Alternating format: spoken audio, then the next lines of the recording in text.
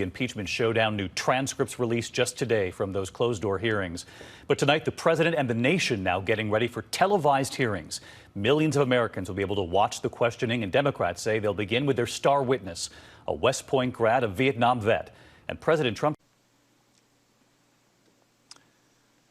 Last Friday, a member of my staff told me of events that occurred on July 26th. While Ambassador Volker and I visited the front, this member of my staff accompanied Ambassador Sondland. Ambassador Sondland met with Mr. You certainly can appreciate that President Trump was very concerned that some elements of the Ukrainian establishment were not in favor of him, did not support him, and were out to get him. If I go to, and I'll allow the question, but are you asking? Really, are you parliamentary inquiry? As the nation prepare for these historic hearings, our senior national correspondent, Terry Moran, has more on how we got to this extraordinary moment. Good morning, Terry. Good morning, Michael. That's right. We talked about a historic moment, and it is the fate of a president, the judgment of history on the line. But for a lot of Americans, they've heard about... Let me start by saying that my colleagues and I strongly support the goals of maximum employment and price stability that Congress has set for monetary policy. We are committed to providing clear explanations about our policies and our actions. Congress has given us an important degree of independence so that we can effectively pursue our statutory goals based on facts and objective analysis. We appreciate that our independence brings with it an obligation for transparency and accountability. Today, I will discuss the outlook for the economy and for monetary policy. The U.S. economy is now in the 11th year of this expansion, and the baseline outlook remains favorable. Gross domestic product, or GDP, increased at an annual pace of 1.9% in the third quarter of this year, after rising at around a 2.5% rate last year and in the first half of this year. The moderate third quarter reading is partly due to the transitory effect of the UAW strike at General Motors. But it also reflects weakness in business investment, which is being restrained by sluggish growth abroad and by trade developments. These factors have also weighed on exports and manufacturing this year. In contrast, household consumption has continued to rise solidly, supported by a healthy job market, rising incomes, and favorable levels of consumer confidence.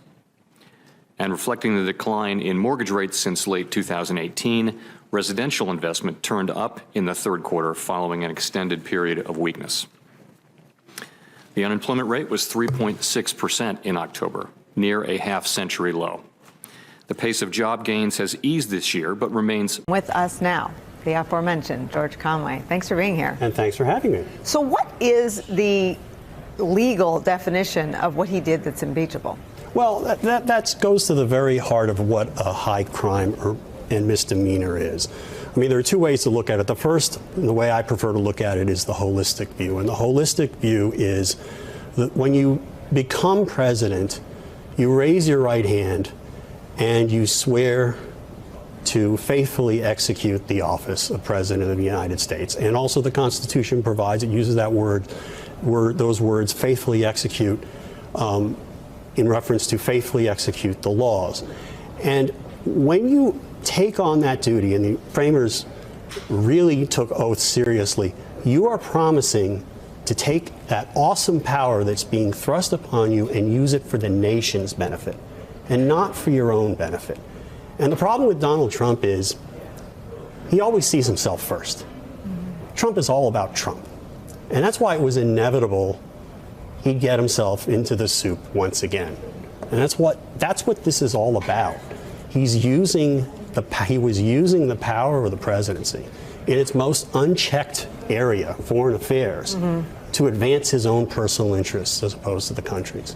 There's emotion in your voice, not when you talk about Donald Trump, but when you talk about the country. What are your concerns about the country? My concern about the country is that so many, I mean, we talked in that op-ed, Neil and I, about the Congress needing to do its duty and the president not doing his.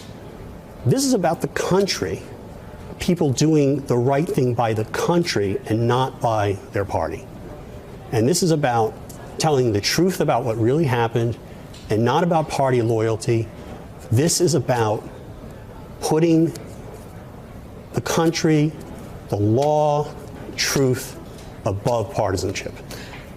Are you disappointed that Republicans don't seem to see it that way? I'm horrified. I'm appalled. And if you had told me 3 years ago that it would come to this, I wouldn't have believed it. Because I don't think, I mean, you could not have imagined, I don't think I could have imagined a president, any president, engaging in this sort of conduct. If you're alone with a Republican, you spent your career